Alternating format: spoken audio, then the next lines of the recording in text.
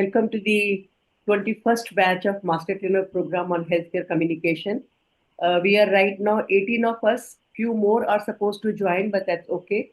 But for future programs, I request everyone to join on time so that we can start exactly at 8 o'clock. It's better if everyone joins, 5 minutes to 8. So, welcome to the program, and it's an honor to have all of you in the program. I have interacted with a couple of you on various platforms. Some of you are very familiar with me, and I'm familiar with you. We have interacted at different platforms. But of course, with some of you, I'm meeting for the first time. But very soon, I think we will be very comfortable with each other, and I welcome one and all to the program. So before we go further, I have a couple of technology reminders for all of us so that we are on the same page. Let me share the screen and go through the points that I wish to cover, and then we go ahead with the discussion.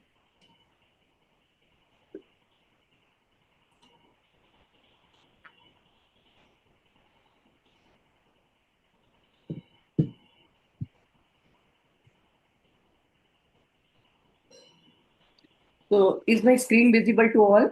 Yes, ma'am. Yes, ma'am. Thank Yes, you. ma'am. Thank you. So as I said that we will have a couple of technology reminders so that all of us follow the group rules that we all lay, and then we go accordingly. So first of all, I request all of you to rename, as per your official name so that we know each other by proper name. It will take us some time to remember each other's names, so it will be good if we have a name displayed on the screen, and you have your proper official name on the screen.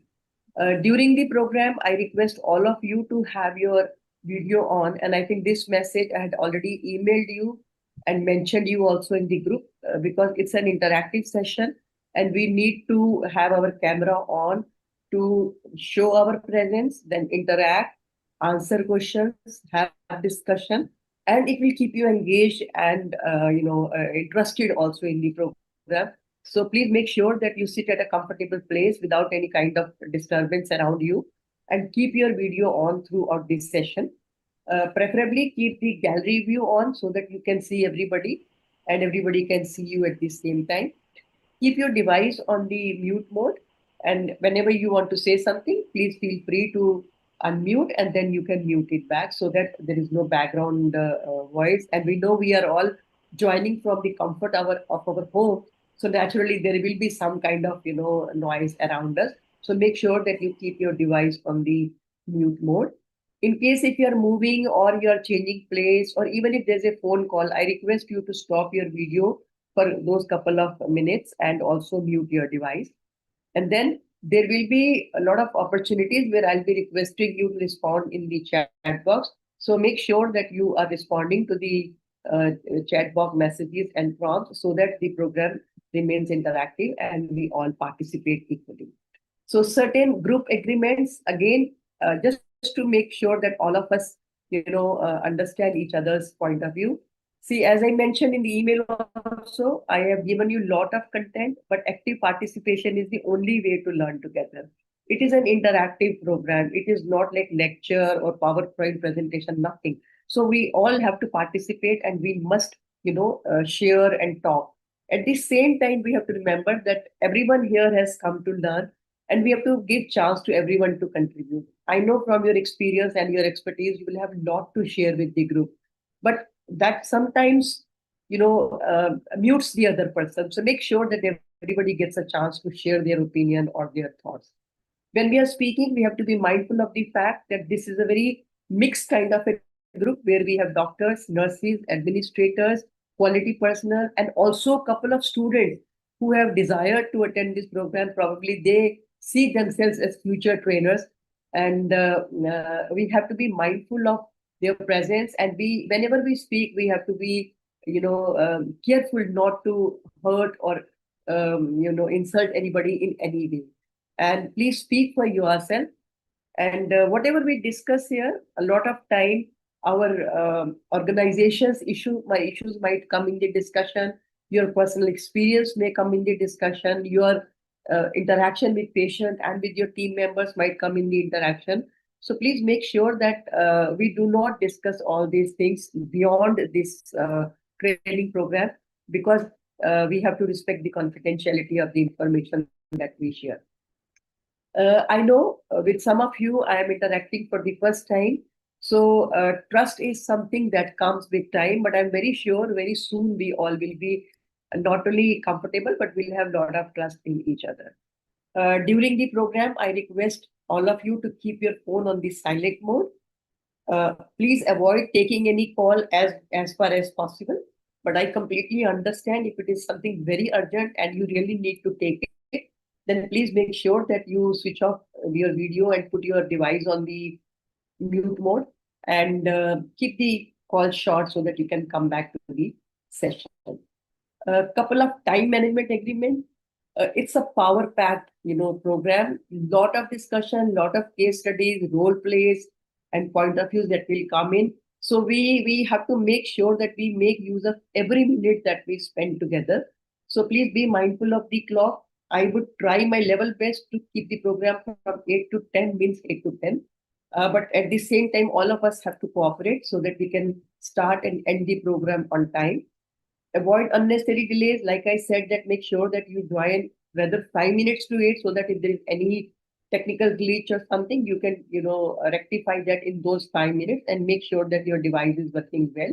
And during this session, make sure that you avoid any kind of distractions and stay focused on the program.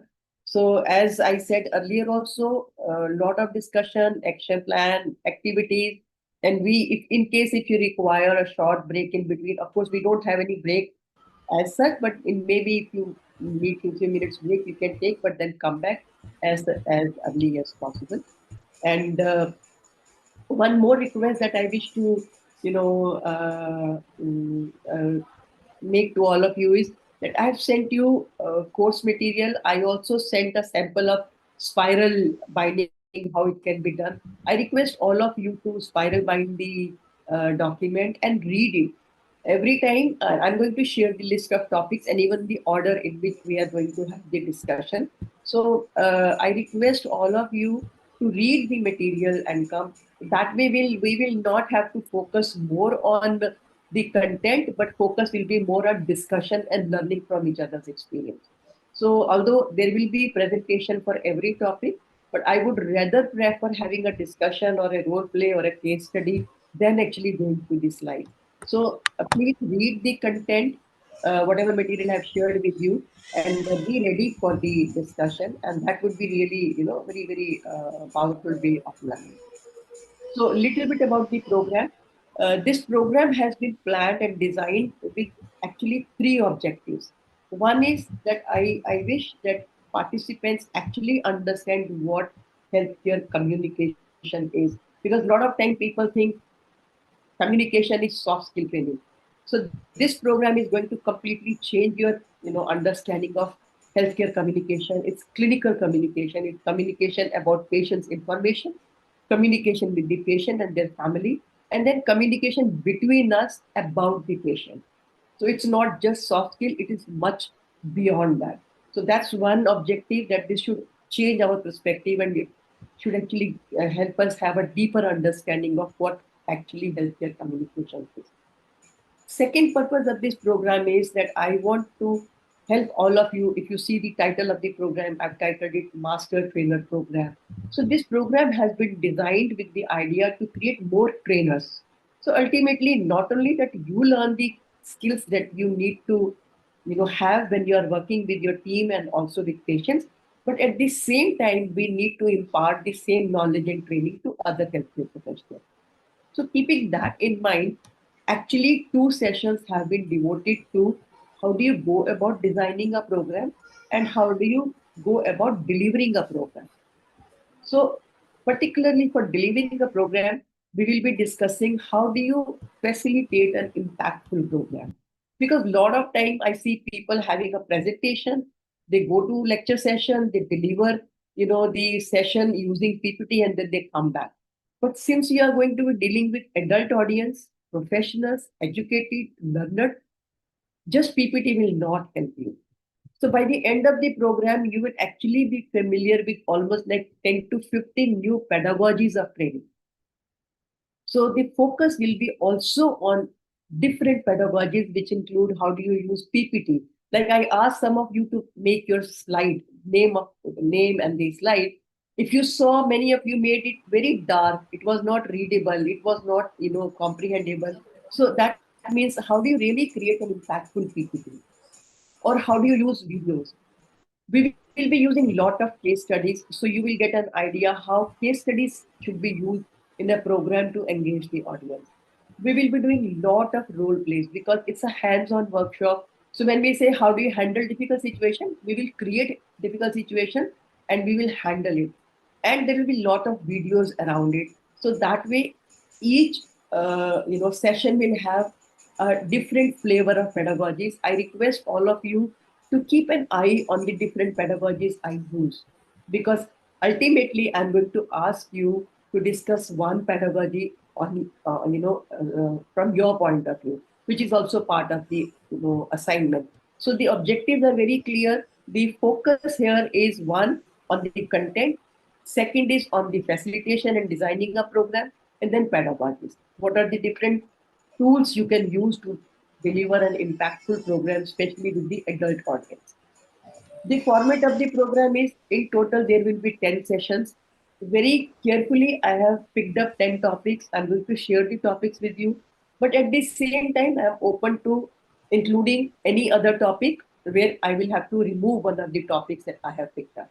So I'll be sharing the list. I've shared also an email, but once again, I will share the screen with you. And please feel free to give your opinion. And if you feel that no, we need this topic, then we can always, change the topic and bring the other one. But till now, I don't think anybody has asked to change the topic. So the focus, as I said, is different aspects of clinical communication. Then how do you deliver a program? How do you design a program? And the 10 topics will be covered in all 10 sessions. And we will be also covering the pedagogies like I talked about.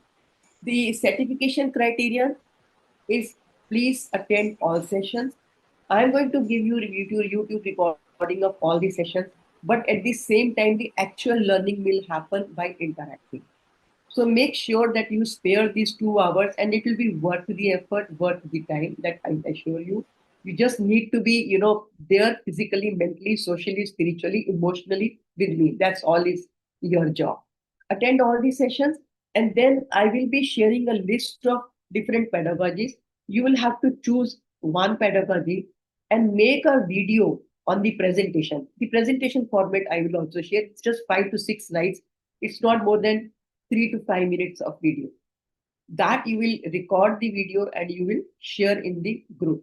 I will share a sample of the video that you have to create. The idea is if we want to be trainer, we have to become camera friendly. We have to learn how to go ahead with delivering and talking to people. So I will share the format of the presentation. I will give you a sample of the video that you have to record, but each one of you will have to record the video and share in the group. And based on that, you will receive your certificate. I'm sure most of you are well placed. I don't think the reason for joining the program is for any kind of certificate. The idea is to learn, and but at the same time, of course, I'm sure the certificate will be kind of a cherry on the cake. So this is the list of topics, and this is the order we are going to, you know, kind of go through. The first two topics for some of you may appear little basic. One is why communication in healthcare and how is it different and similar. We will be covering this in today's session. The second session will be about essential communication and interpersonal skills in patient management. And again, as I said, these two are basic topics, but I have deliberately kept them as a foundation topic so that we all are on the same page. And then from there, we will go further. One is understanding patient expectation. Again, that's going to be a very eye-opening kind of a session for all of us. Then handling difficult situation, like very often we handle complaints. So how do you go about handling and resolving complaints? I'll be sharing a format that I would recommend. At the same time, we will be doing a role play around it. so that we learn how to handle those situations. And then, as I said, two topics. One will be designing a training program. So, what are the tips and tricks to designing an impactful program that we will be discussing in this session? Then handing over tools. In healthcare, we all know that handoff is a very common practice among doctors, nurses, and among healthcare professionals. So, what are the tools to hand over? We will be discussing about that. Managing aggressive patient party is another topic which is very relevant in healthcare.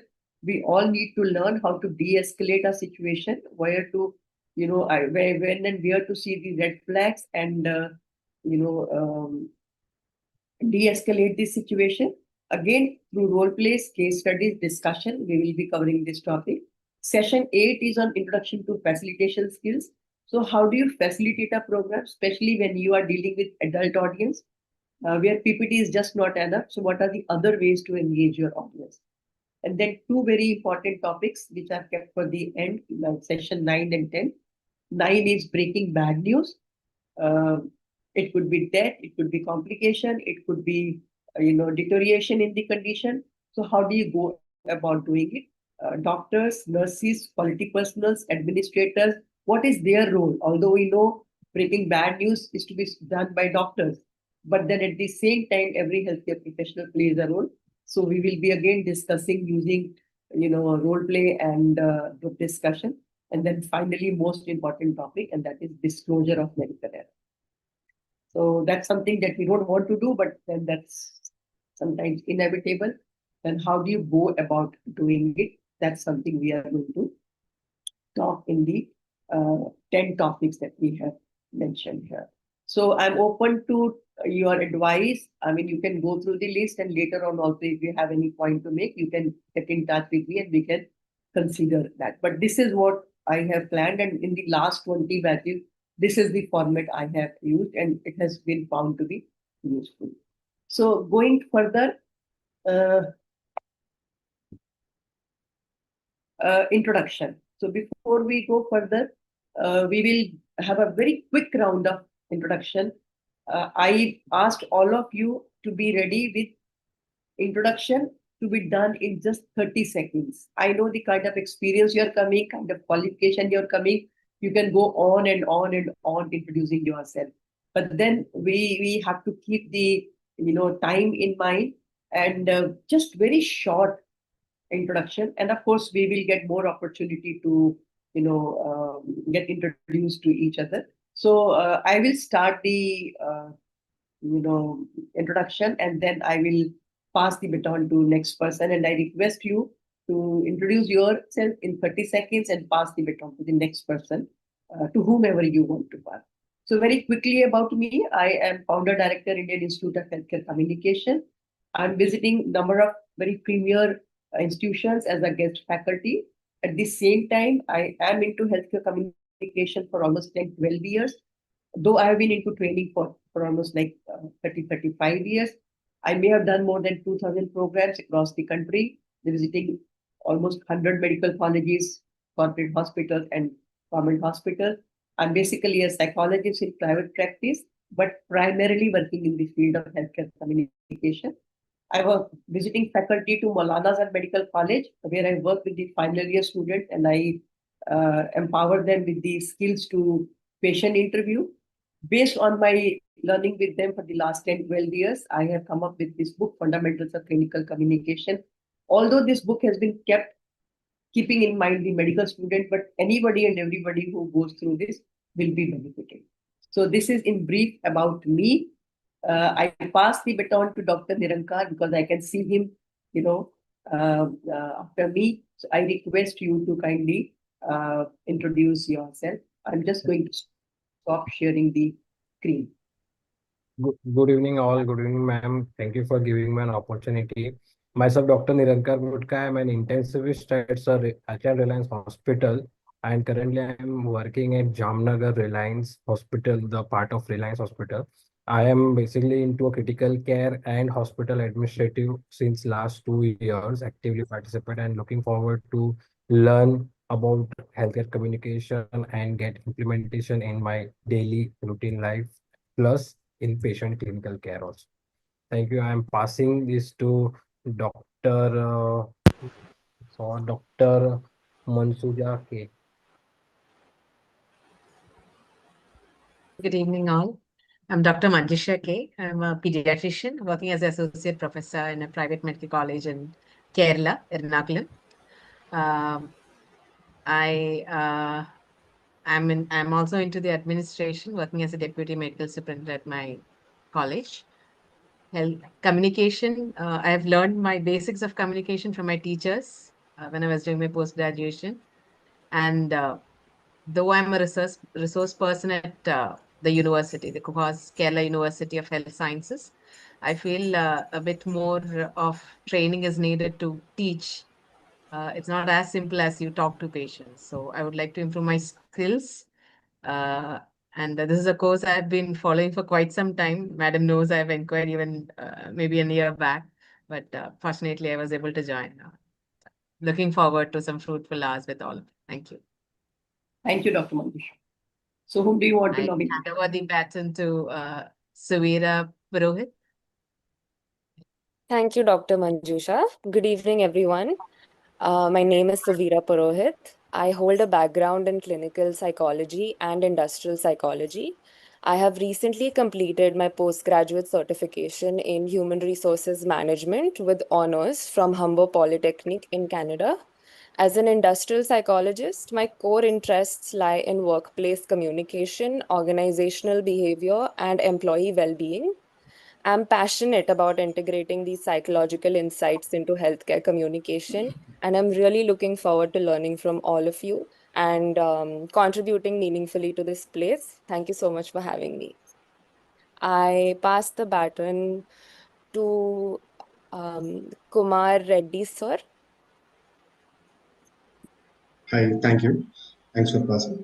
Hi, my name is Kumar Reddy. I'm working for Care Hospitals Malakpet as a senior operations manager. I'm into this healthcare industry from past 15 years. I work for global hospitals, Manipal hospitals, KIMS, and now I'm into care. I'm very thankful to ma'am for sharing me this opportunity. And I want to improve my communications in all the operations issues like patient, passing off that information like patient issues, everything in all areas. So I like to join this program. Thank you. I would like to pass to Shobha. Thank you, Kumar. This is Shobha. I'm a nurse, basically. I started my career as a bedside nurse, worked as an academician and clinical nurse for 12 long years, and moved into administrations since 10 years. So my whole career is of 22 years in clinicals. So communication is something which basically it was not an interesting topic to me, but when I have attended Indu ma'am's sessions, and the outcome of her session which has really moved me, and that ma'am, you have introduced me to the essence of communication, and I just don't want to stop here. I wanted that to spread that to everybody, as many as possible. And thank you, ma'am, once again for giving me this opportunity. I pass the baton to Dr. Malik Singaraju. Good evening, everyone. I'm Dr. Malik Singaraju. I'm a senior oncologist based in Hyderabad. Currently, I'm working as a radiation oncologist in Continental Hospital. I also happen to be patient safety officer of my hospital, and I am a healthcare patient safety assessor with Quality Accreditation India, that's called QAI. And I'm a visiting professor at RVM Medical College. And I am founder of Singaraju Cancer Foundation, through which I do several cancer awareness and cancer screening camps. And thank you, ma'am, for introducing us to such a great course. And I'm wishing you all the best. Thank you, Dr. I Malik. pass the baton to Dr. Purnima Purohit. Thank you, Doctor. And a warm good evening to all of you, and my respectful regards to Dr. Indu Arnija, ma'am. My name is Dr. Purnima Purohit. I am based in Mumbai. I have holding qualifications as a pediatrician, MD Pediatrics, also qualifications in healthcare administration. I have worked for 3 decades and retired from the port sector. And I have worked for the healthcare of port sector, initially as a clinician in the Department of Pediatrics at Mumbai Port Authority. And later, I worked as Chief Medical Officer, holding administrative responsibility at a port in Tamil Nadu. I have retired and I'm now a lifelong learner. I aim to learn and I aim to teach. And thus, I aim to empower. I'm looking forward to all the sessions in all your August company. Thank you. I pass the baton to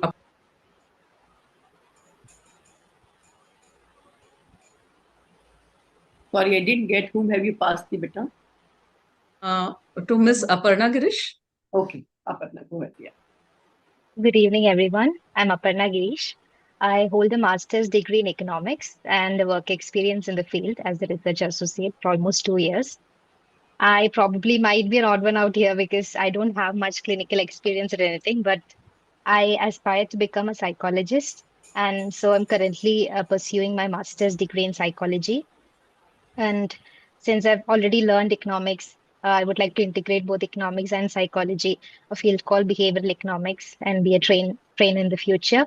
And another reason why I joined the workshop was also because I was diagnosed with ulcerative colitis 5 years back at my age of 20. So I would like to take this, the workshop also in the perspective of a patient. So both as a learner and a patient. So thank you for the opportunity. Thank you, Aparna. So whom do you want to nominate? Matthews Jacob, I would like. Yeah, thank you. So I am Dr. Matthews Jacob. I am a professor of anesthesia and critical care from AFMC Armed Forces Medical College, Pune. And I am in the army, basically. Presently, I am posted in Kolaba, Mumbai, and looking after some administration of some hospitals. I saw this Dr. Indu in the NABH SSR site, and then I thought it's worth and having interaction in this course. And I obviously believe that communication and soft skills are extremely important in patient care. So it's a pleasure interacting with all of you. So thank you. So that's all. Thank you so I much. would like to pass it on to Aarti Tiwari. Thank you, sir. Thank you for giving me this opportunity to introduce myself. I am Aarti Tiwari. I am working as a soft skills trainer with GLA University, Mathura. I'm having 4 years of experience. From last 4 years, I'm training, but you can say young students, basically university students for their placements. And now I want to learn about healthcare sector. Basically, I want to gain more experience about healthcare. That is why I'm here, and I want to looking forward for the expertise in the healthcare sector. Thank you. And I want to pass the baton to Anand Kumar. Mr. Anand Kumar. Thank you, Artiji.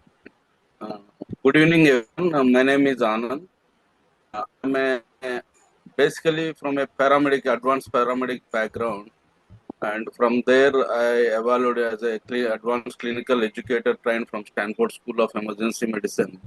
I am into this training and as well as the paramedic in the field almost like 25 years, working with Apollo hospitals and worked from the beginning from 108 GVK EMRI. And also have worked for 9 years in Dubai. I have done my MBA from IIM Lucknow also. So now at presently I am working as a general manager, emergency services. Yet to join in Amara Hospitals. I just left Sharda University in Delhi. This is brief introduction about me, and I attended Indu Madam class last time in Sharda Hospital. So I am eager to become a master trainer. I requested, Madam, thank you for allowing me to join this August group and start my journey as a master trainer. Thank you, Madam, and thank you, one and all. So whom do you nominate, Mr. Anand? Dr. Kausar.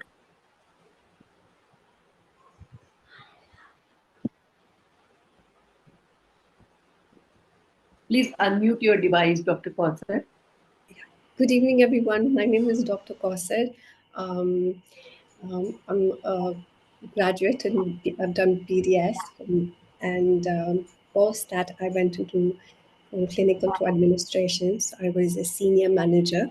I have more than 10 years of experience, and overall more than 15 years of experience in the healthcare sector.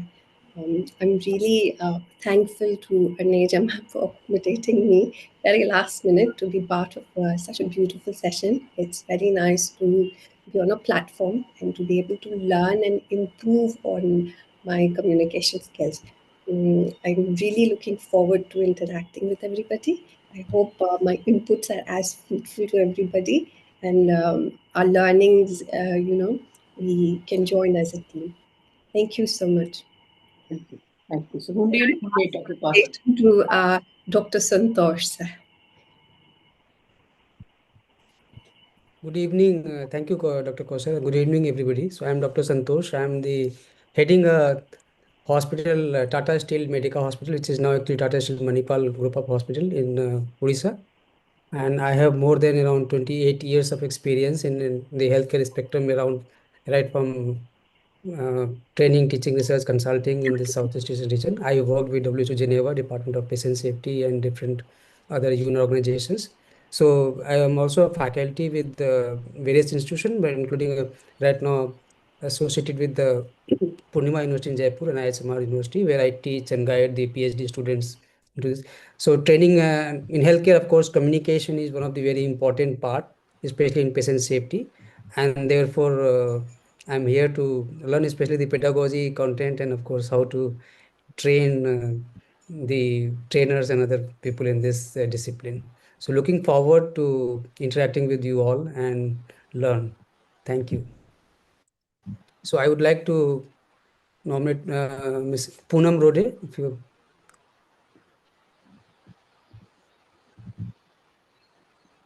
Thank you, dear, and hello, everyone. I am Poonam Rode.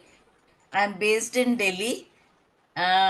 Basically, born, brought up, studied, and worked in Delhi from last 40 years. I have been working in public health sector as a public health professional, and with experience in various initiatives from healthcare policies to community-based programs.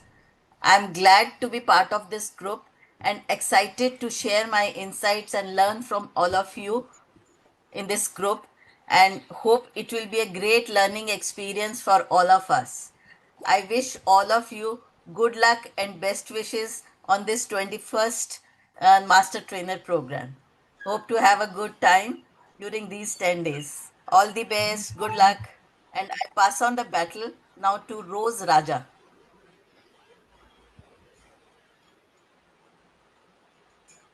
Hi, good evening, everyone, and I'm so excited to be here today.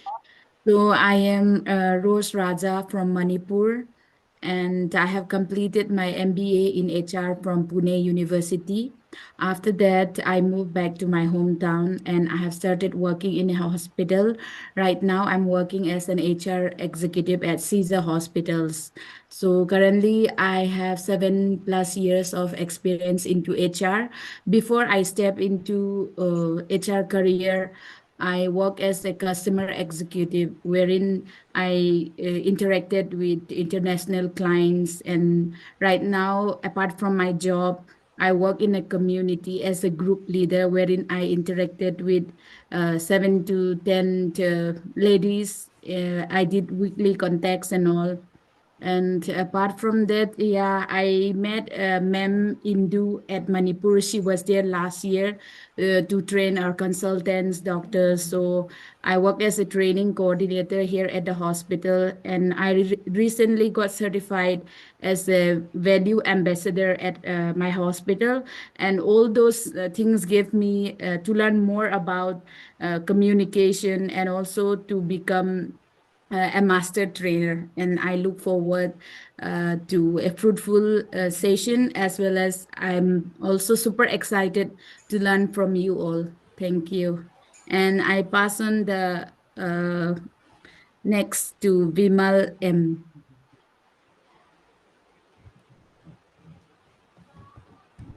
Well, are you there? Good evening. Good evening, ma'am. I don't think we are able to see you. Can I request you to have your camera on?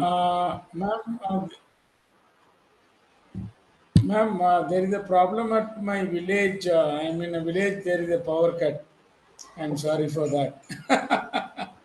It's okay. Go ahead, please. Yeah. Hello. Yeah.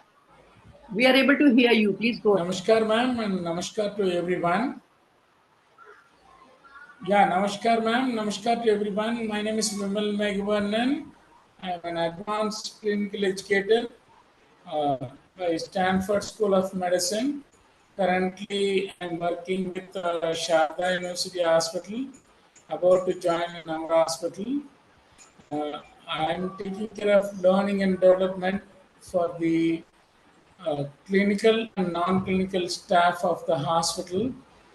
And I'm here to learn, ma'am, about the communication skills that are required from starting from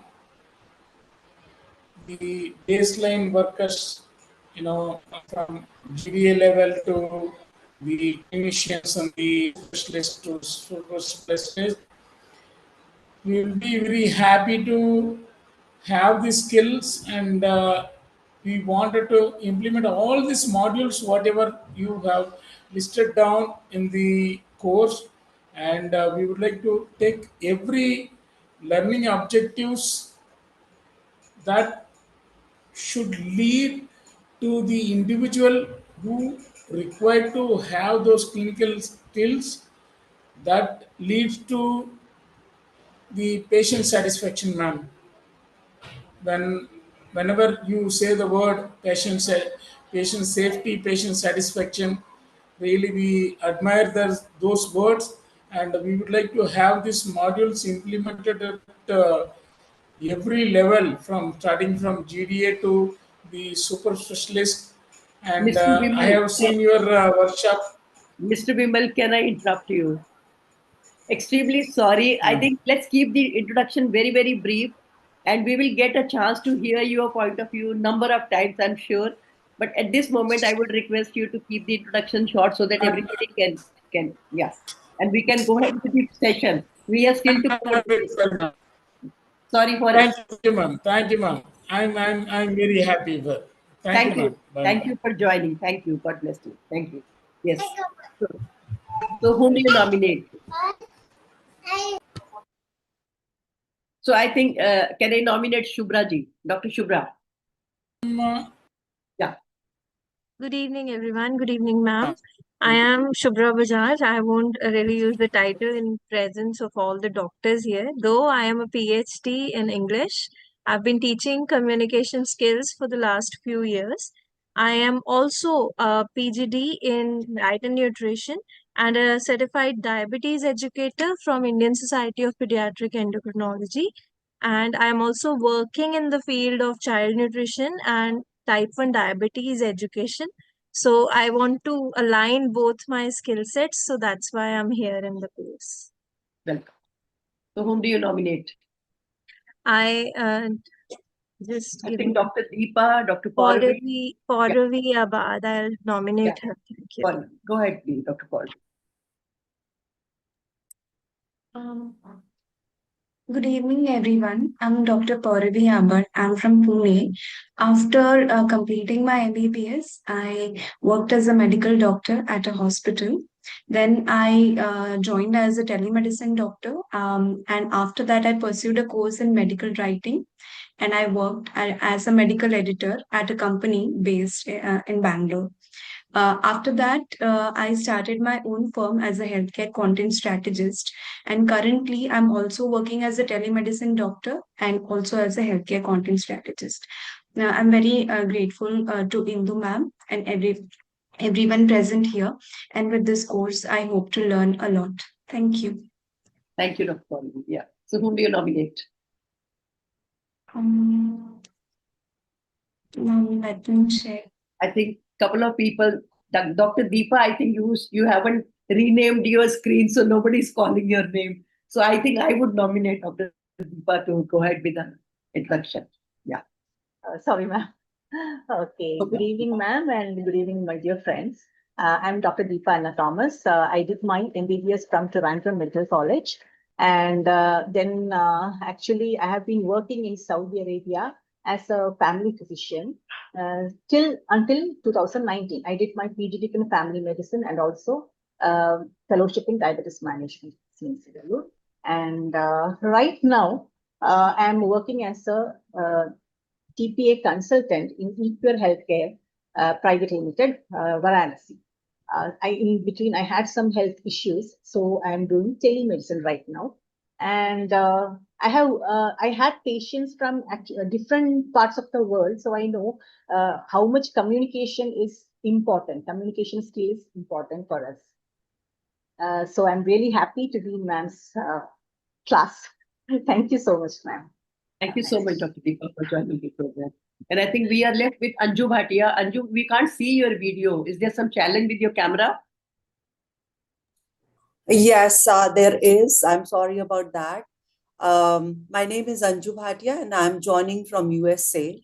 I am a nurse basically, and for 18 years I was in India and I worked as public health nurse. And for 6 years, I worked as chief public health nurse in New Delhi Tuberculosis Center. In 2005, I moved to US and I worked here as RN with wound care specialist. And after that, in 2013, I graduated as a family nurse practitioner. So nurse practitioners are here basically the providers who can work with the physicians, and they do they assist the physicians to do the same thing what they do, like manage the patients, see the patients clinically, and everything a physician does, a nurse practitioner or a physician assistant can do. So I have been doing that since 2015, and I'm a family nurse practitioner with wound care specialty in one of the hospital in USA. We live in Texas.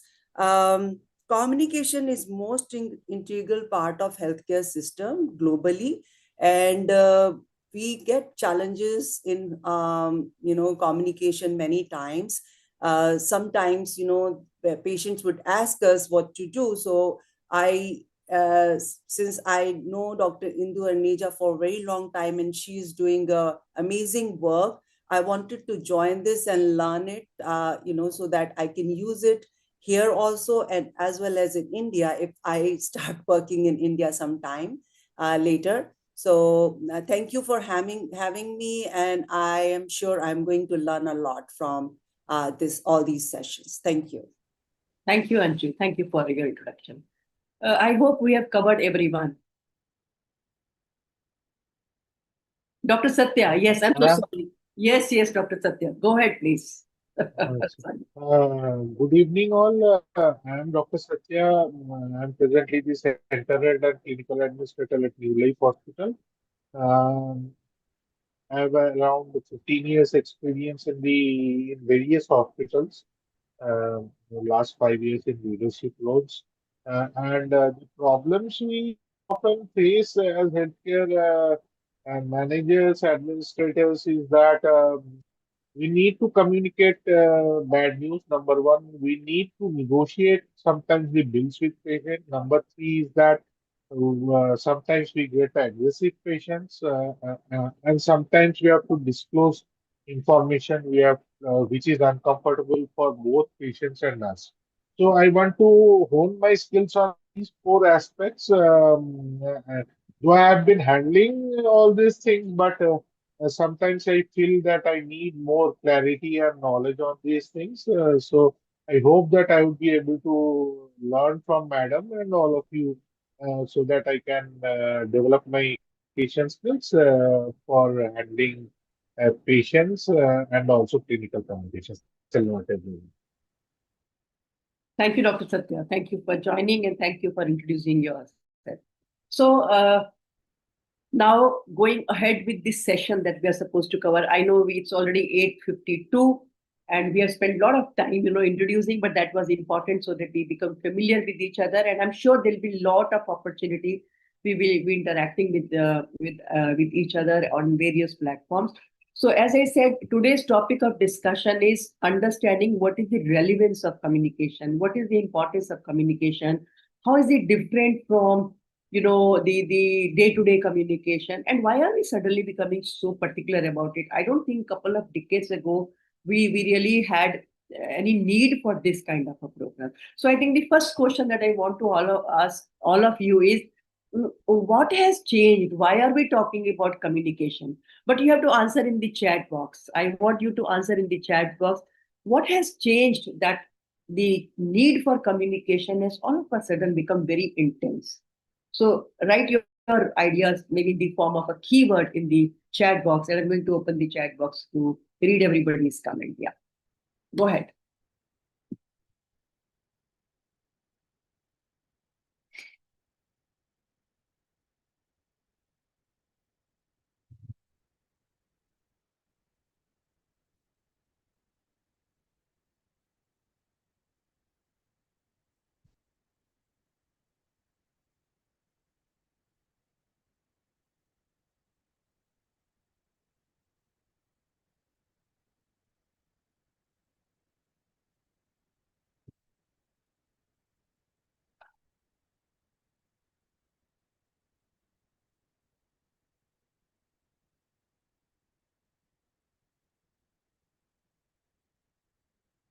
Wow, a lot of answers.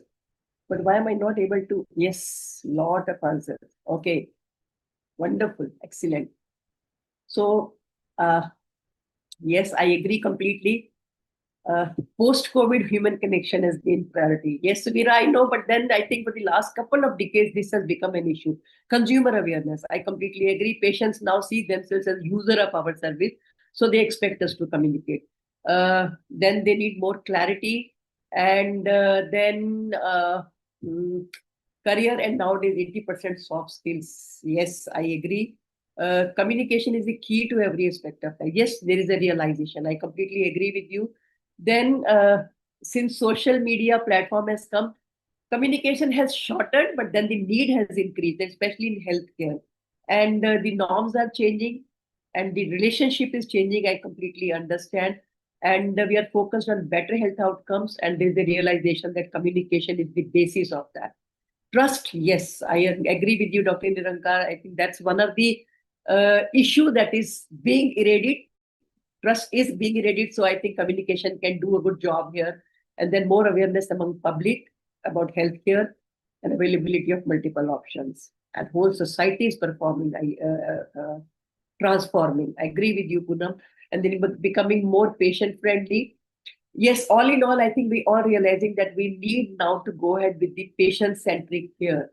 And suddenly now there is a need for communication, whereas I don't think we were ever prepared for this kind of a situation because we always practiced in an era where patient never asked any questions. They never asked us what are the options available. To the extent they even said that you decide on my behalf what needs to be done for me, and they were just mute spectator of their treatment. But I completely agree with you. Things have greatly changed in the couple of decades. They are more aware now.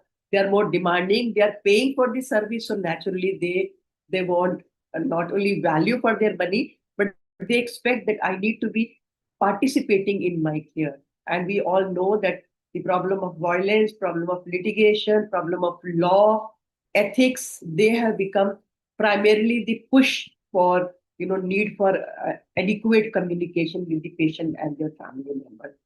And what do studies suggest?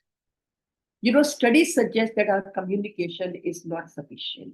We are not communicating enough with them. So let me share a recent study that has been done in India.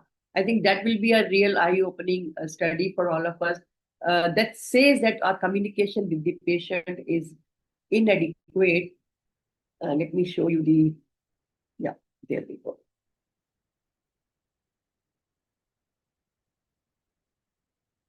This is one study from Institute of Medicine that says that our communication with the patient is inadequate, especially because we lack adequate training. It's just recently, 2019 onwards, since the time National Medical Council has introduced uh, uh, ADCOM module, that is Attitude, Ethics and Communication module for medical students, that now we are sensitizing our doctors about communication and the attitude and the ethics part. But still, for dental surgeons, for nursing, for other paramedical professionals, still there is no formal communication training. And as a result, they are not ready to understand what is the communication need of the patient. So this is a study done not in India, which says that 75% of the orthopedic surgeons, when they were asked how happy are you with your communication with the patient, most of them said yes. But whereas only 21% of their patients actually expressed satisfaction with their doctor's communication. So this study that I was sharing with you is about a study done in India by ICC, CRMAA, and Taragini. And this is a recent study. So I think this should tell us what is the picture right now. 45% of the families and patients, they reported that they didn't have adequate clarity on diagnosis. They didn't understand the treatment and the care options available to them. And they felt somewhere that they were not involved in deciding the treatment. So again, it was a one-sided kind of a decision taken by the treating team, and they felt unempowered in the treatment of their patient. At the same time, even when they talk about the consultation, they felt it was more like a rushed consultation. Almost 1/3 of the patient actually reported that they were not allowed to describe their condition or their symptoms. Almost the same number showed that their concerns were not addressed straightforwardly. For example, especially if they talk about complication, risks, relapse, expenditure, longevity of the treatment, options available, those questions were not really addressed in a very sincere or real manner. So as a result, all in all, it shows that the communication still at our end is insufficient, inadequate. So learning communication definitely is the need of the hour. Not very many are still open to the idea. If I may ask you, if we learned communication, how do you think we will benefit? How do you think we will benefit if we learned how to communicate? Again, I request you to write in the chat box. Just few words so that I get an idea. Are you with me on the same? And are we all on the same page? Yeah. How are we going to be benefited?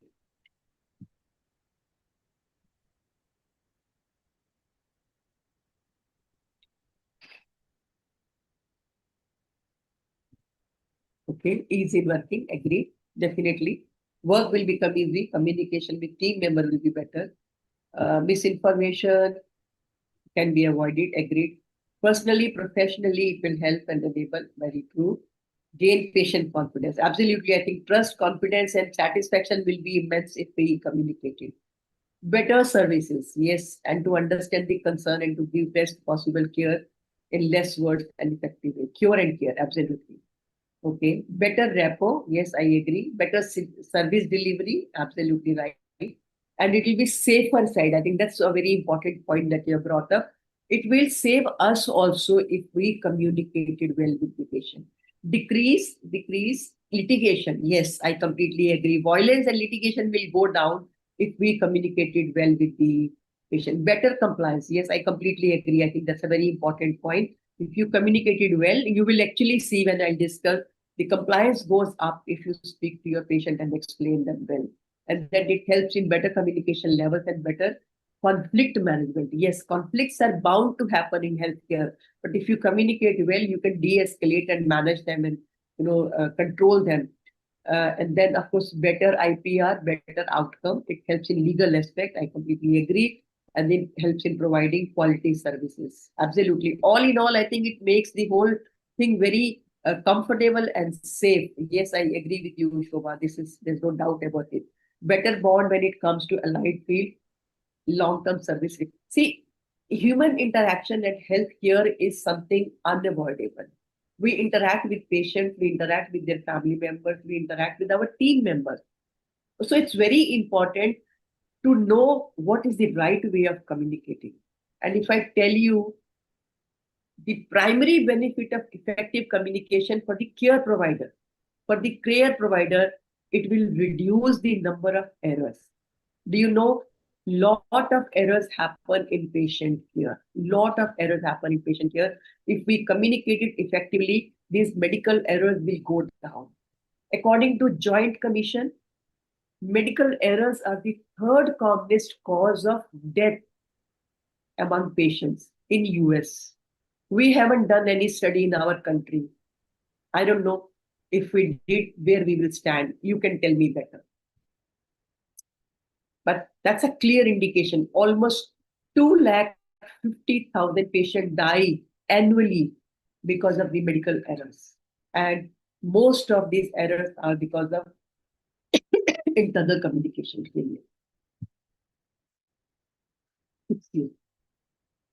This is another study done by Professor Ashish Jha.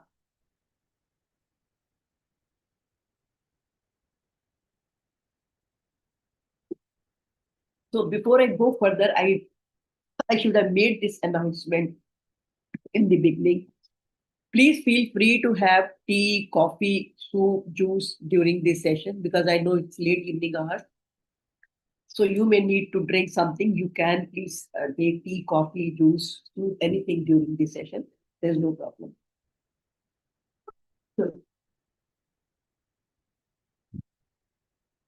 So according to this study, this is a study done by Professor Ashish Jha from Harvard University.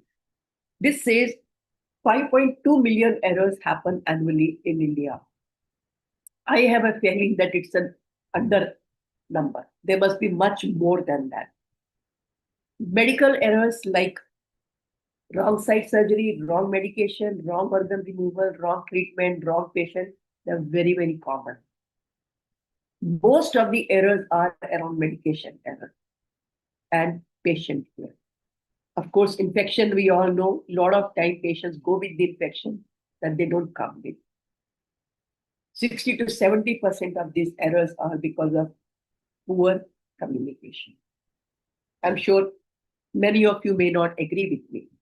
So let's do a small activity to understand how does error actually happen. So we'll do a small activity. I'm going to put 5 of you in the waiting room and we'll get you back one by one. So I'm not going to choose anybody. I just go to the list and whoever comes in the top, I'm going to send them in the waiting room. Is that okay?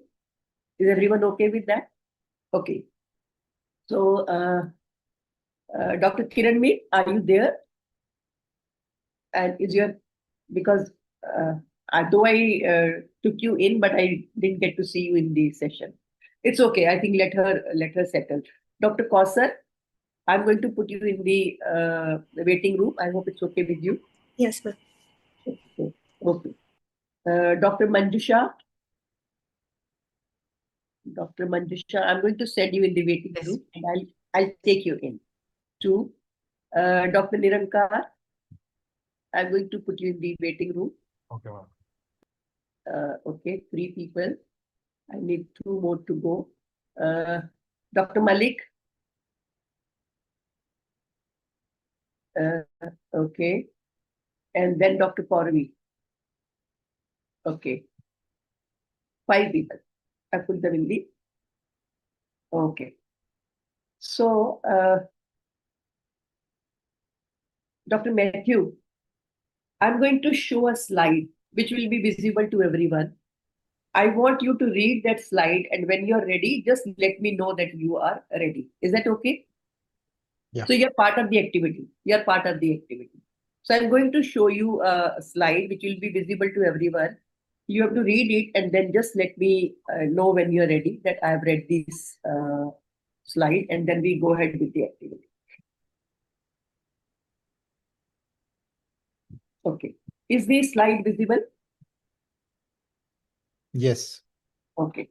So please read and then let me know whenever you are ready with the after the slide, after reading the slide.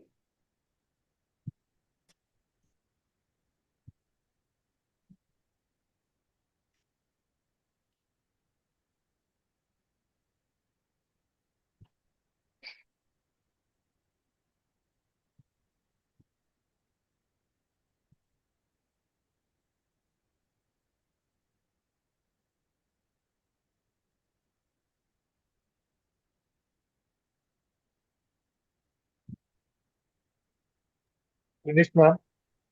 Okay, so shall I stop sharing?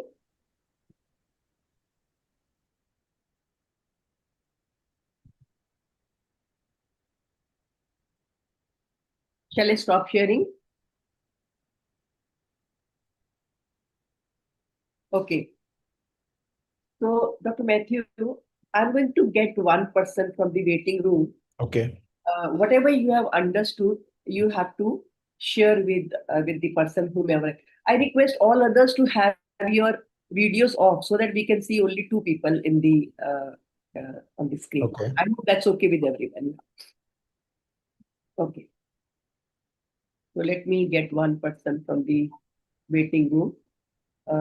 Okay. And I am getting Dr. Manjusha.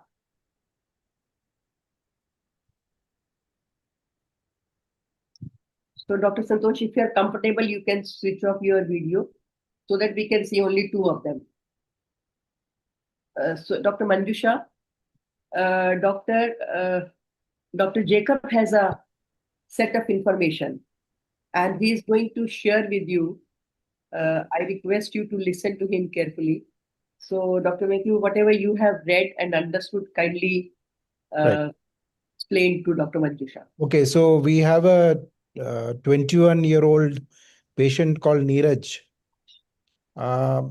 He had a calcified tumor in his ribs, 3rd and 4th ribs, for which surgery was done by Dr. Shetty. And post-operatively, this patient had numbness in the below the nipple area, and for which Dr. Shetty was consulted. On telephonically, Dr. Shetty advised a neurologist to review the case, and neurologist was consulted. So this was the case scenario. Okay, sir. So, Dr. Manjusha, have you understood? Yes, yes, ma'am. Okay. So, Dr. Matthews, you can switch off your camera. I'm going to take the next person, and then we take it further. So, Dr. Manjusha, I'm admitting Dr. Malik. So you have to kind of explain to him whatever you have understood from your discussion with Dr. Matthews. Yeah. So let him join in. Yeah. Dr. Malik, can I request you to have your camera on? Yes, ma'am. Yeah. So, Dr. Malik, Dr. Manjusha has a set of information she's going to share with you. I request you to listen to her carefully. So, Dr. Manjusha, please go ahead. Yeah. So, sir, we have a 21-year-old male patient, Neeraj, who presented with a calcified tumor around his 3rd and 4th rib, for which Dr. Shetty did a surgery. Post-surgery, he had numbness below his nipple, and Dr. Shetty, by a telephonic conversation, had requested for a neurology consultation. I think I'm done now. Is that okay, Dr. Malik? Can you just repeat again? It was not very clear. Sorry. Am I not audible, sir? Hello? Yeah, You're just audible. I need little more volume now. Yes, we have a 21-year-old male patient, Neeraj, who presented with a calcified tumor around his third and fourth rib. Dr. Shetty did a surgery on him, following which he had numbness below his nipple. Dr. Shetty was informed about the same and he requested for a neurology consultation over the telephone. Okay. Fine. Yeah, understood. Yeah. Okay. So, Dr. Manjusha, you can switch off your camera, and I'm going to admit the next person. So, I'm admitting Porvi. So, I request Dr. Malik to explain whatever he has understood to Dr. Porvi. Let me just explain to her the activity. Dr. Porvi, can I request you to have your camera on?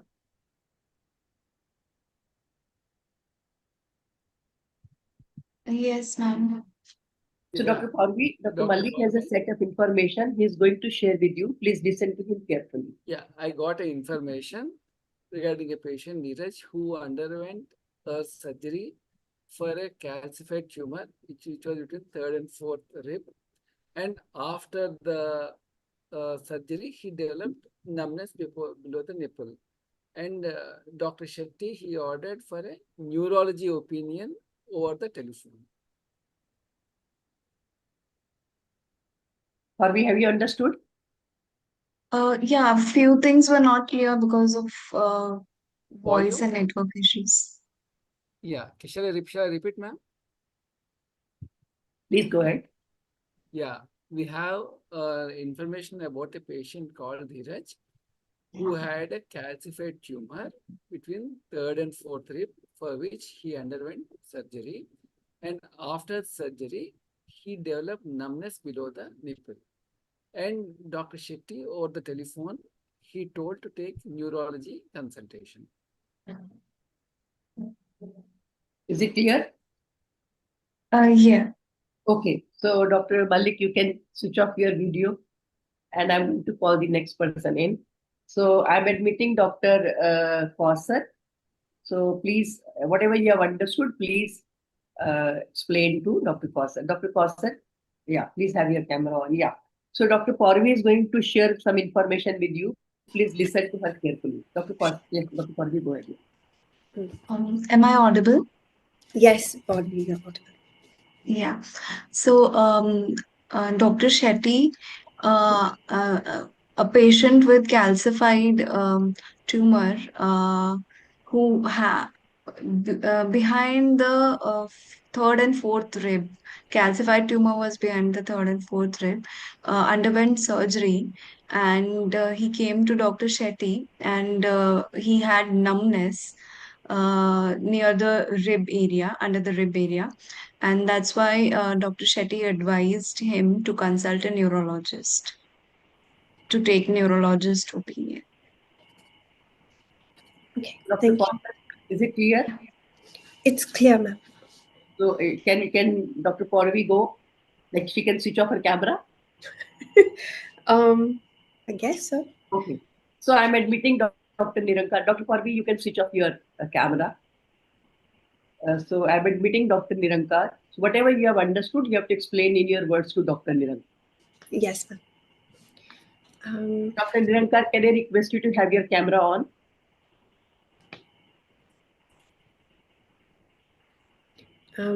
Actually, I can't. Wait, I can't.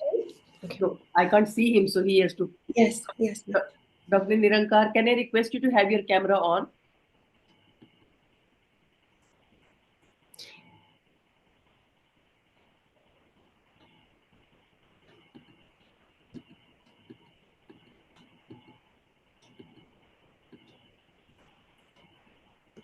He's there, but then his camera and audio both are off. That's okay. I mean, it's all right. Can I ask everyone to come in? Please have your camera on, all of you.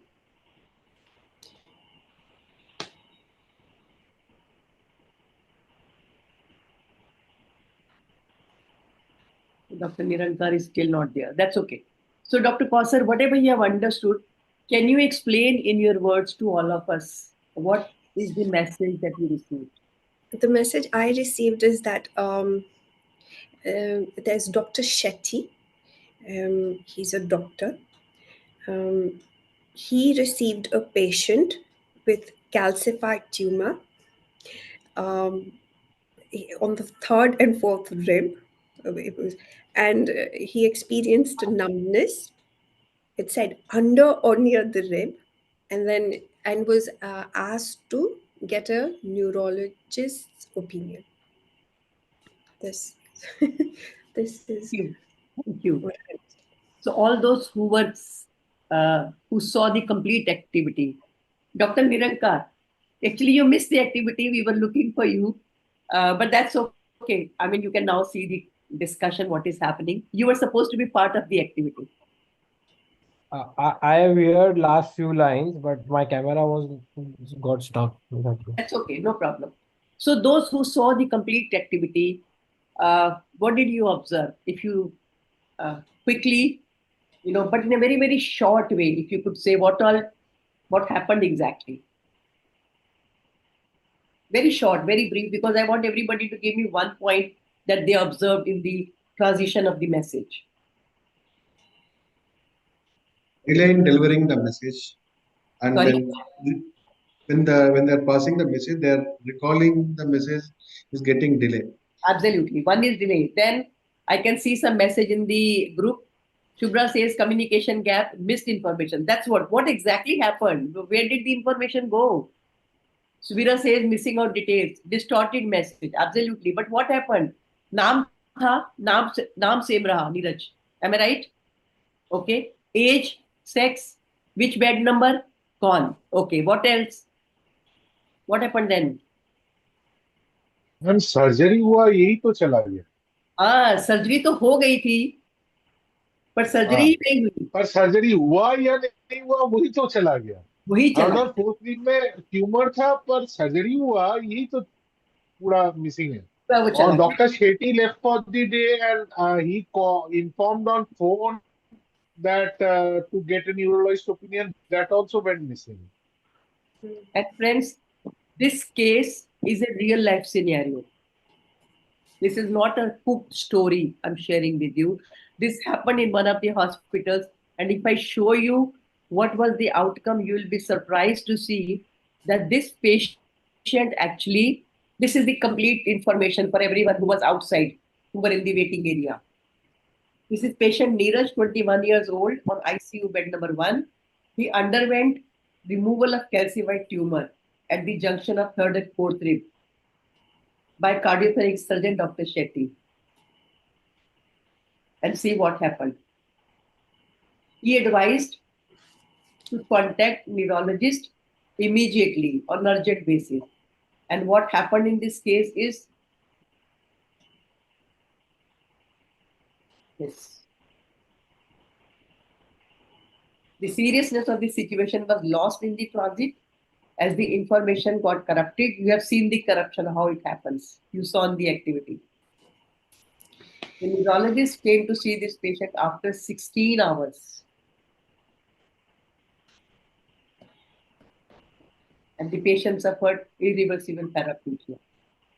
I think this is an example right in front of us how when we communicate between us, we don't communicate effectively. Actually, handover is considered Bermuda Triangle of healthcare. 70 to 80% of the information gets lost during handing over. This is what happened between us when I asked one of you to give the information. Initially, the information was very intact. It covered almost everything. But then slowly it started losing its actual message and it completely became distorted. So any idea? In a simple activity of blood investigation for a patient admitted in the hospital, how many people get involved? Can you guess? Write in the chat box. Write in the chat box. How many people get involved?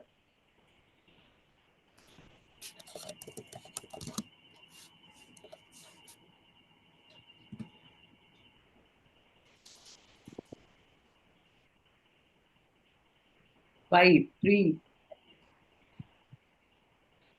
5, 6, 4 to 6, around 7, 8. Yes, almost 8 to 10 people get involved. Somebody who says do the test, somebody who collects the sample, who patient family member, and then then the person who goes and gives the sample, then the person who receives the sample, then the person who does the testing, and then the reporting, and the report comes in. Almost 8 to 10 people get involved with this simple investigation, and that many opportunities of error. In a stay of 3 to 4 days, how many hands does the patient information exchange? How many people handle a patient's information? Guess. कितने लोग handle करते होंगे?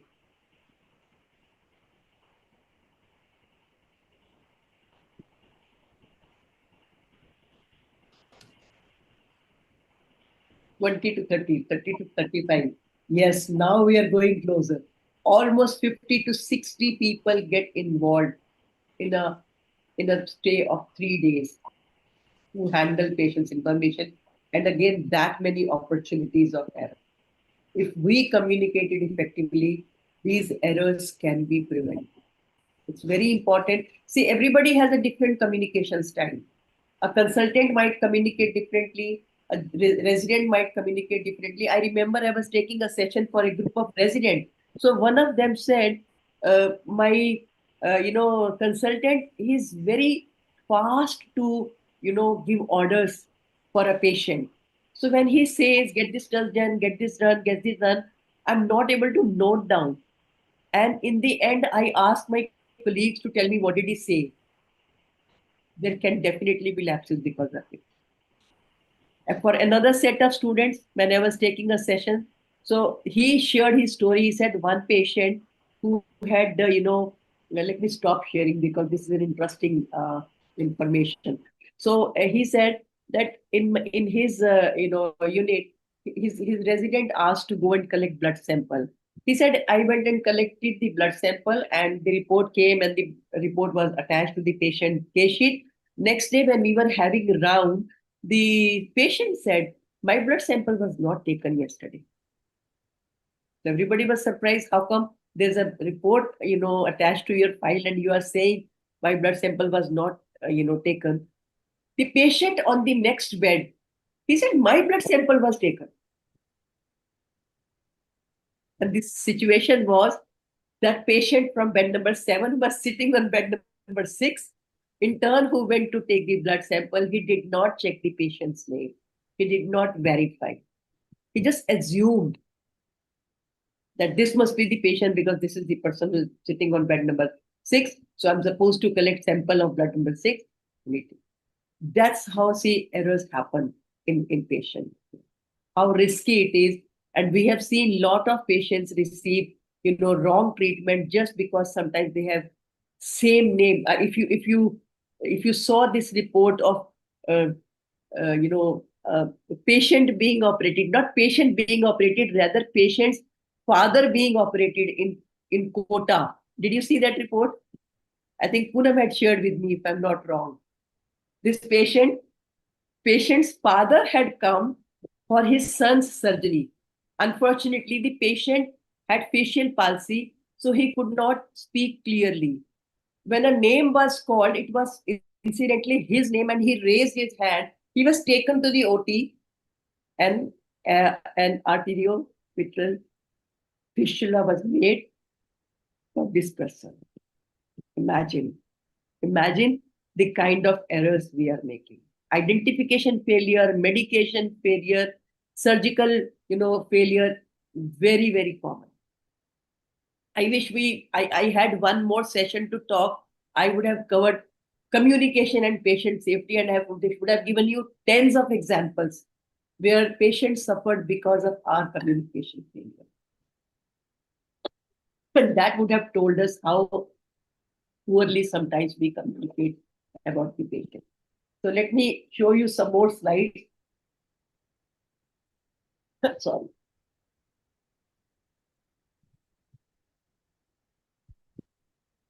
So these many opportunities for error when these many people get involved. So if we communicate it effectively between us, I think these errors can be definitely reduced. At the same time, patient safety would be looked after, continuity of care would be looked after. Another important communication that you have to make with your patient is about breaking bad news or talking about something, like end of life care, grief counseling. So these are very intense communication and they can't be done without any formal training.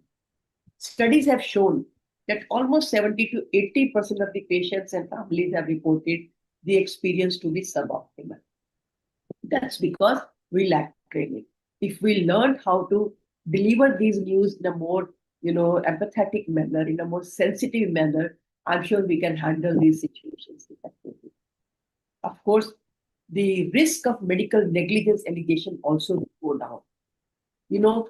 Studies have shown that in almost 70% of the cases where the patients sued the hospitals or the doctors for medical negligence, the problem was not medical negligence, problem was communication failure.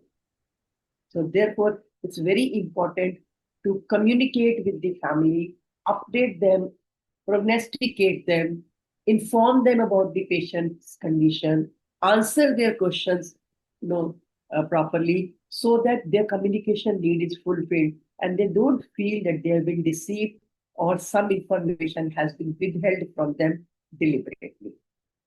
Of course, even the risk of violence would go down because, as I said, in most of the cases, wherever we see violence, if you will do root cause analysis, you will see there was a communication lapse at our end, which ended up into a dissatisfied patient leading to violence. At the same time, I think our conflicts with our staff members, patients, and their family members will go down. Definitely, everybody will be happy. Now, my next question to all of you is, how will the patients benefit if we communicate it effectively? Write in the chat box. How do you think the patients will be benefited if we communicate it effectively with the patient?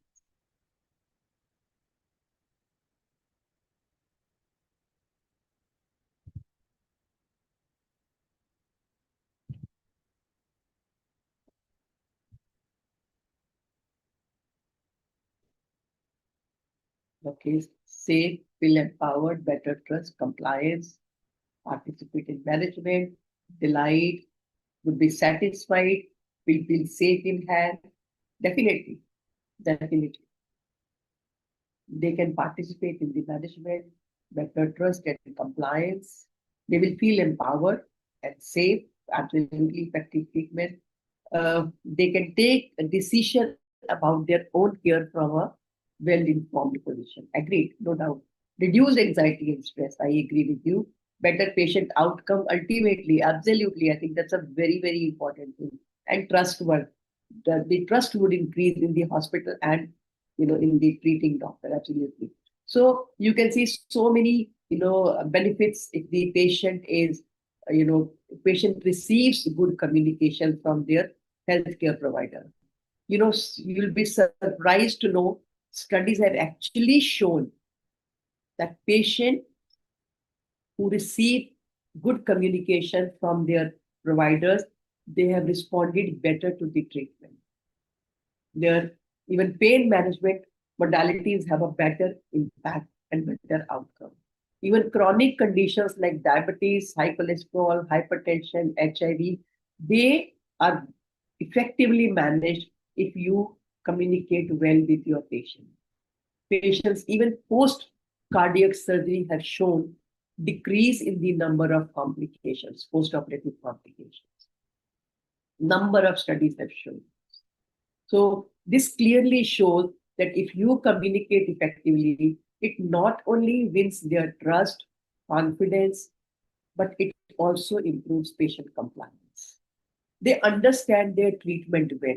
They participate better because their doubts are clarified, the information they need is provided to them in an understandable manner. So they are the more likely to listen to your advice. And of course, those patients will be definitely more, satisfied and happy with the treatment they receive from us. Now, the final thing, how will the organizations benefit? How do you think the organization will benefit if we communicated effectively? If we had a culture where everybody communicated effectively, uh, how will the whole culture or the whole organization will be benefited?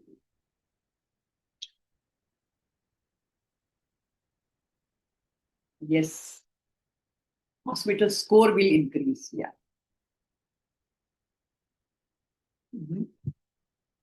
Brand image will go up, no doubt about it. Reduce in legal issues, yes. Less lawsuits, better work culture, patient care, better servicing. We'll get goodwill in the society, improved trust. Absolutely, absolutely, absolutely. Efficiency.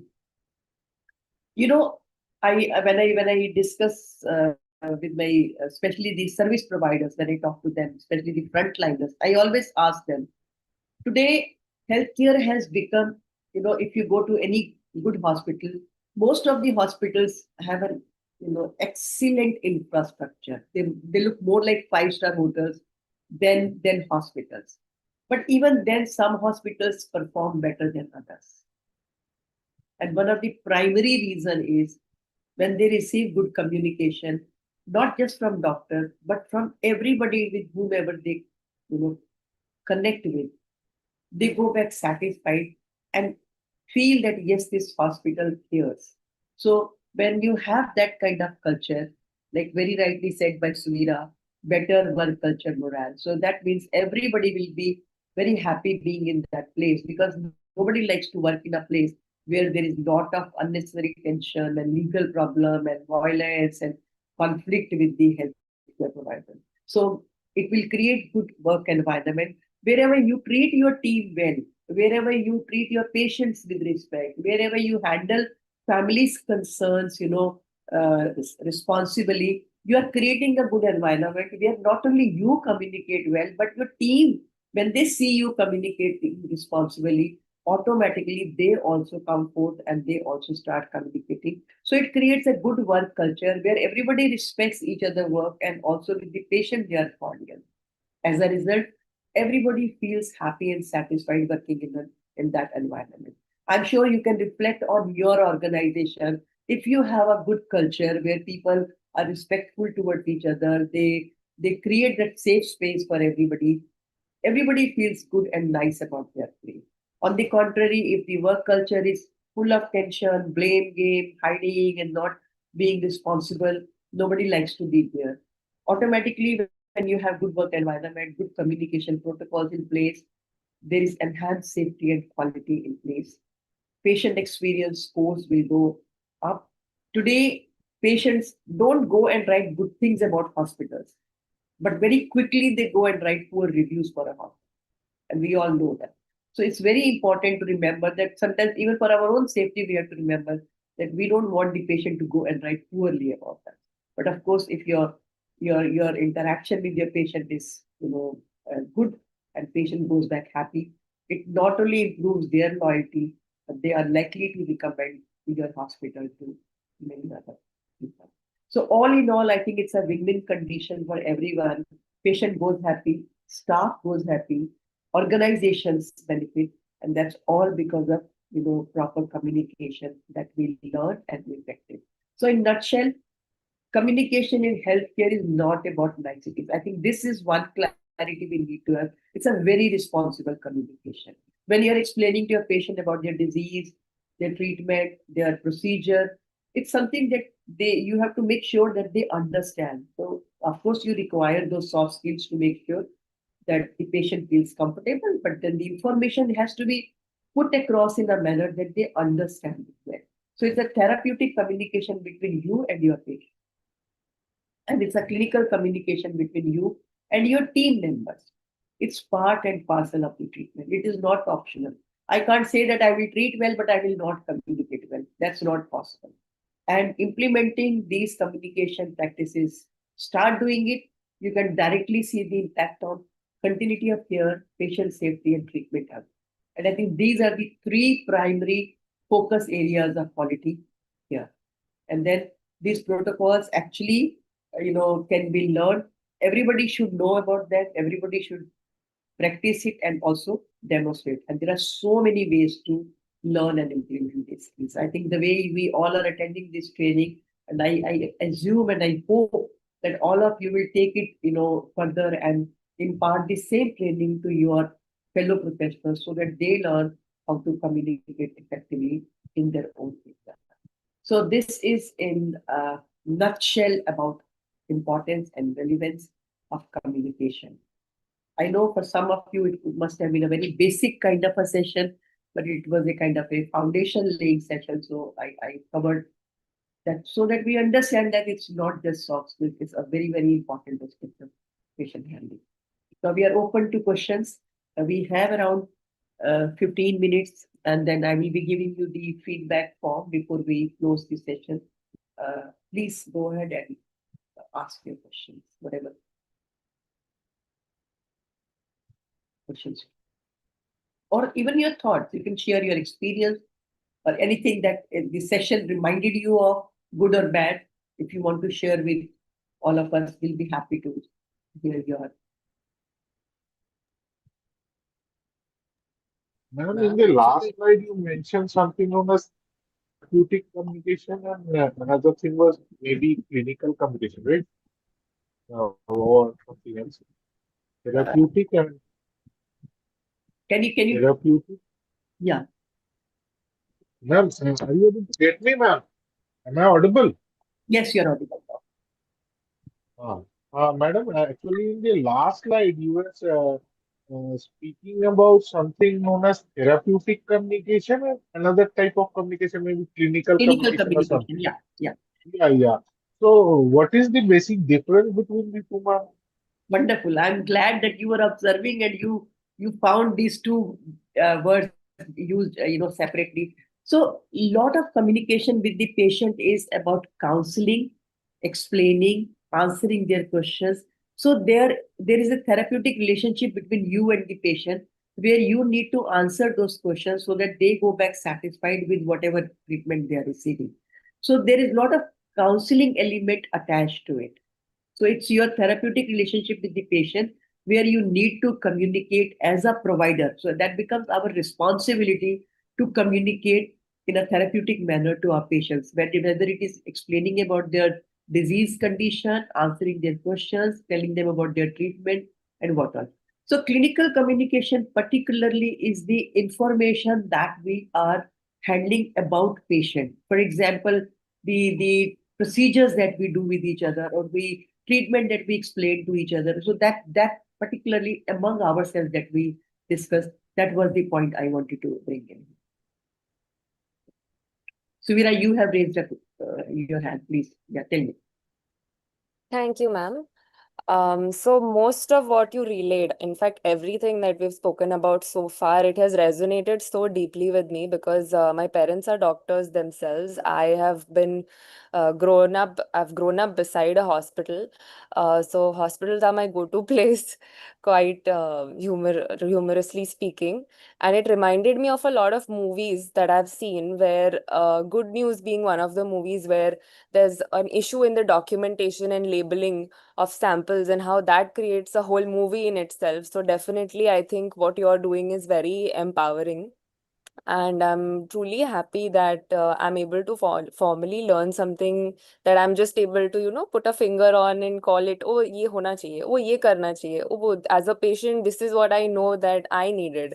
This is what I know that somebody else needed. And it's great that we can channelize all of this in our sessions. And none of this was a basic 101 course, ma'am. So please, I hope to tell you that this was quite essential, and I see the direction that you're setting us in. Thank you for having me here. And it's amazing to be introduced to such qualified professionals at the same time. Thank you, Samir. Others, whatever thoughts you have, points you want to make, your experience you want to share. Yeah, so thank you, Dr. Indu. It's really nice the way you introduced this whole session and the way forward. So let me share that, it doesn't come automatically into our culture. especially in hospital settings, into our staff. It takes a lot of time and a lot of sensitization, a lot of effort by training, that when a healthcare starts changing its culture, where patients feel welcome, where patients feel good going there, and slowly when this happens, patient are able to relate and say, yes, there is a difference in this hospital, where I feel welcome, and so it's a culture, and it comes with time, with training, and it doesn't come automatically. So obviously, this is very important that these sessions are going to make a difference to everybody. Thank you. Thank you, Dr. Mehta. Yes, Dr. Purnima, go ahead, please. Thank you. Yes, good evening to all, and it's been a very enlightening session. The point is that yes, when I was a teacher in clinical field and even as a chief medical officer, I used to always have this thing which I taught my staff and my students, that is the power of ABCD. And A would stand for attention, B would stand for behavior, C would stand for communication, D would stand for documentation, and E would stand for empathy. Now, I would play a small group exercise with them along the way, and every day I used to tell me different words for the ABCDE. Like instead of A, attention, there would be accessibility, or instead of B, behavior, there would be book knowledge, book-based knowledge, and C, competence. D would be a direction. E would be empowerment. So, but whatever it is, at the root of it all is communication. As a pediatrician and neonatologist, I knew the importance of communication because when the family was celebrating the birth of a baby, often it was me who had to tell them the bad news that there is something wrong with the baby and we need to A, stabilize, B, shift, and C, give the best and the long term and the short term outcomes. So I know that being the bearer of news that people don't want to hear, how to word it, how to communicate it, Absolutely. how to do your job with the best integrity, but at the same time manage the emotions of the listeners. So listeners are as important in communication as the person who's speaking. And I have full faith that this course is going to lead us in the right direction and empower us, and we will grow together as a group. Thank you, ma'am. Thank you, Dr. Purohit. Thank you so much. Thank you. Anybody else who would like to share their experience or make a comment? Yes, Dr. Manjusha, go ahead.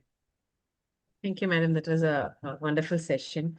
Um, the main hurdle that I've noticed in healthcare communication is actually not maybe not in the with the doctors, but as you rightly said, we have a course that is coming up in our NMC about the AdCom. But I have problems with my front office staff because they are the first contact with the patient. So unless they start communicating well, the chain does not go on. So it's not enough that a doctor does it or my intern does it or the nurse does it.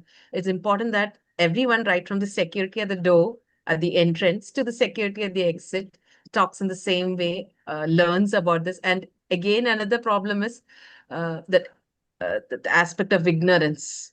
You don't know that you don't know what to do. You don't know how to do, how to communicate. So I think that is a big gap that is there. Even doctors, they feel they communicate well. It takes them some time. It took me some time to realize that I didn't know how to communicate. As Purnima madam rightly said, when I was doing my post-graduation, carrying the bad news, especially in the newborn ICU, was actually very easy for me. I had an experience in my own family. That is when I really understood what was going through the minds of the mothers who were actually listening to me. I was being blunt, and it took me a lot of courses and a lot of time to understand that it's just the tip of iceberg that we, see in all these courses. It always comes with practice. Each and every patient is different. Each and every encounter is different. So I think we learn the structure from this course, and probably I can go back and start teaching rather than using it in my practice. Absolutely. I think that's the challenge medical faculty is facing right now.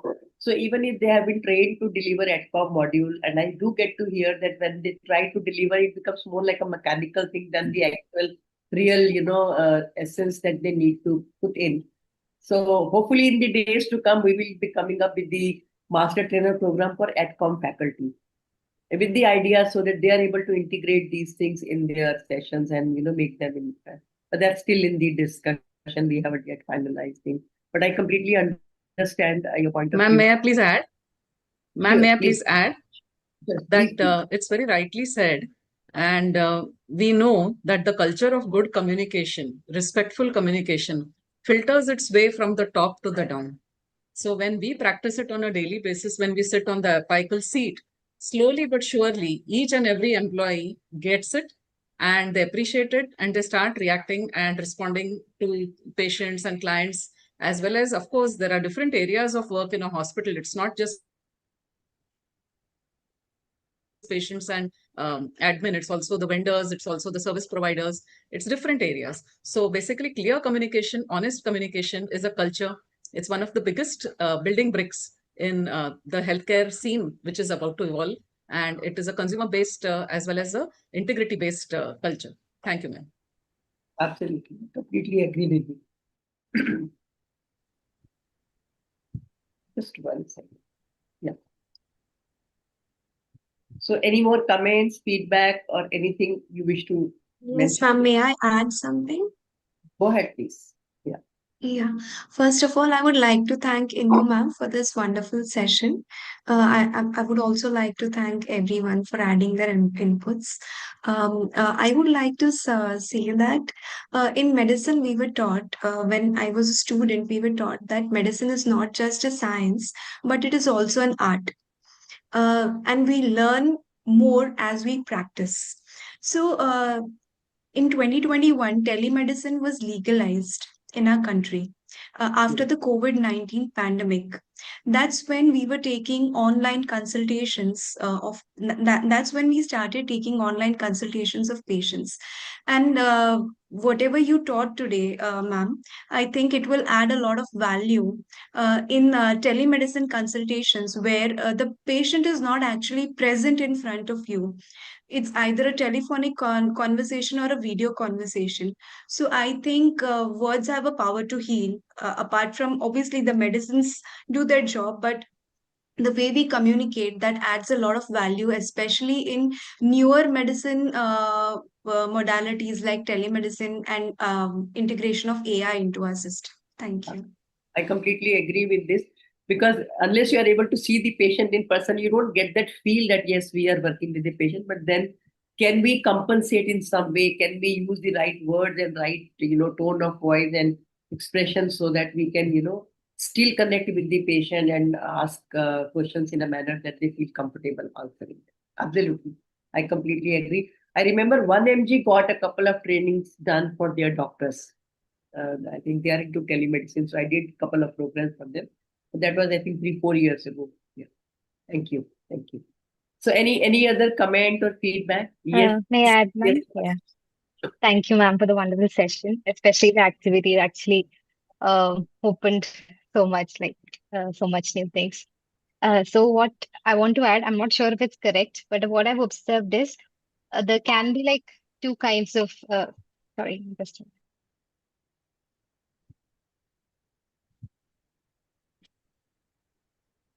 yeah, so there can be like two kinds of practitioners. For one person can be very empathetic. That person may listen properly to us, to the patient, may talk very well, but probably may not provide the right information. So the other person, the other practitioner might be giving the correct diagnosis or maybe the correct treatment, but he might not, he or she might not deliver it in a very smooth manner or a patient way or in a very patient-friendly manner. So what I feel is both information, like the clinical experience, plus communication also matters, because sometimes when people say it's communication, we mistake it for just empathy and the way in which they speak. So, Yeah, it's providing the information in a manner that the person can actually understand. And then, of course, more than that, I think whatever the patient wants to know, if you're able to answer those questions, they go back satisfied. And if I may share a recent experience that happened, like in my own family, my brother-in-law had to, undergo angioplasty. So we consulted. My husband is a doctor, so he consulted one of the, cardiologist who was a good. He was really a good cardiologist. But then when we went to meet him, we were not very satisfied with the way he was answering our questions or explaining, and whatever we asked, it was like okay, it's fine. And I mean, didn't give complete answers, but we still had an idea that he's a good cardiologist, so we agreed to get the procedure done, assuming that at least he's a good clinician. Incidentally, my husband said that let's meet another cardiologist and take a second opinion. And we went to another one, and that person was equally well qualified and well known for his work, but his communication was really wonderful. He really, connected with the patient, talked to my brother-in-law and answered all his questions. Can you believe the moment we came out of his chamber, he said, I want to get my procedure done by him. In spite of the fact that we had agreed to do the procedure with the earlier cardiologist, only thing is we had not made any payment. We had decided the date, the time. They said you come and make the payment at that day, on that day, and we will do it. And we think that's okay. But then the moment we met this person and we checked about his reputation and his work, thing, everybody spoke very highly about him. They said he's an excellent cardiologist. You can trust him. But the way he communicated was so impactful that clearly showed me, see how your communication plays such a big role in today's time. See, patients go window shopping from place to place, from doctor to doctor. Wherever they feel satisfied with the doctor, with the other healthcare providers, that's the place they finally decide to get their treatment done. That's the value of our communication today. Always there is a power. First impression is the best impression. Absolutely. How much the big doctor will be, the way communicate with us, that feels we are in a safer hands, and we'll go for the treatment. Absolutely. If the doctor is a non high this thing also, the way how he communicates us and how he feels that we are in the safer hands of the doctor, so that we can feel that till our discharge, we'll feel that we are in a safer, like that. So at the same time, I don't want to burden only the doctors with the responsibility of communicating effectively. The whole part of the hospital, like from the customer care to from housekeeping, from security persons, all like who are handling out all the persons will be the responsible for the patient outcomes and the outgoing of the patient. Of course, they play a primary role, but at the same time, I think all of us can compensate for the deficiency by acting responsible. That's also one message I want to give to everybody. Let's not, because in a lot of hospitals I get to hear that our doctors don't communicate well. They are not very, very accessible. They don't answer patients' questions. So I say if they don't do because they are not trained to do it, can we compensate? Can we supplement? Can we find a way to handle it? So with Orbis International, I have established two regional centers, one in Pune and one in Kolkata. And now two more we are going to establish, one in Shroff Eye Hospital, because they are primarily working in community ophthalmology. So one in Shroff Eye Hospital and the other one is in Chitrakoot, that is Sadguru Netra Chitralaya, Netra Chikitsalaya. So there we are going to establish patient communication and counseling training centers so that everybody learns how to communicate and counsel the patient. Why do you want to burden one person with the responsibility of communicating? Let everybody learn how to communicate. So automatically the need gets fulfilled. So I think we are just left with 5 more minutes. I'm sharing the feedback form in the chat box. I request you to complete the feedback before we close the session. Can you share that also in our group now so that we can share it? We can do it by moment. I'm sorry, I didn't get. We have our group number in WhatsApp. Yeah, so I've shared in the chat box. You can open the chat box. Do you want me to share in the group in the WhatsApp? Yes, ma'am. 1 second. I will do that, but I request you to. We'll do it here. Asking for the access, ma'am. Give me 1 second. Permission to access. Yeah, give me 1 second. Let me check. I've published. Okay. But I didn't change the setting. Give me 1 second. Responder.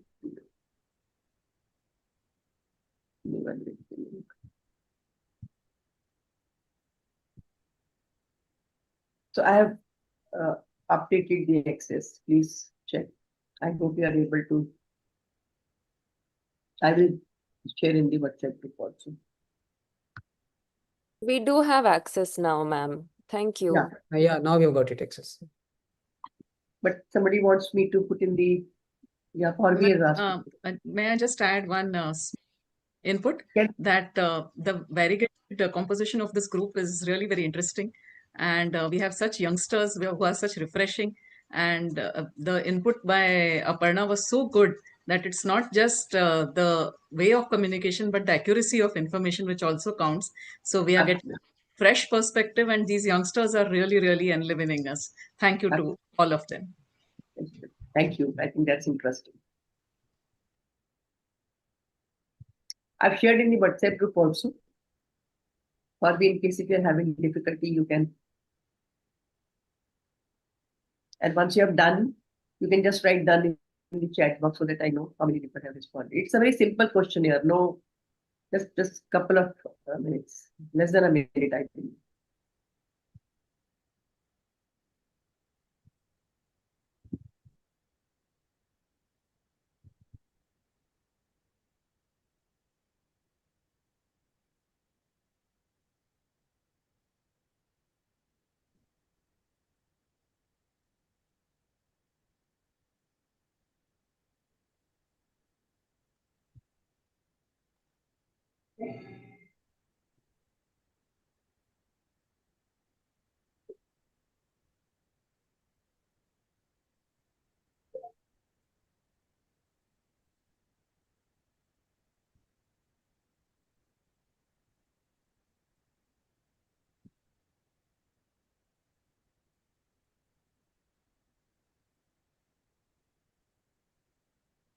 Ma'am, can we leave now?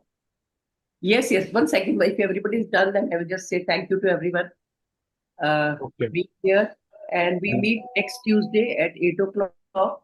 The next topic will be essential skills in patient management. Material has been provided to you. Even this session's material is given in the reading material that I have shared with you. Do read that material so that you can revise whatever we discussed.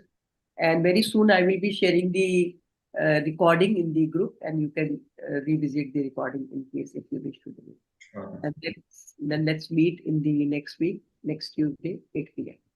Thank you, ma'am. Bye. Thank you. Thank you. Good night. Thank you. Shall I close the session? Good night. Yeah, thank you. Thank you.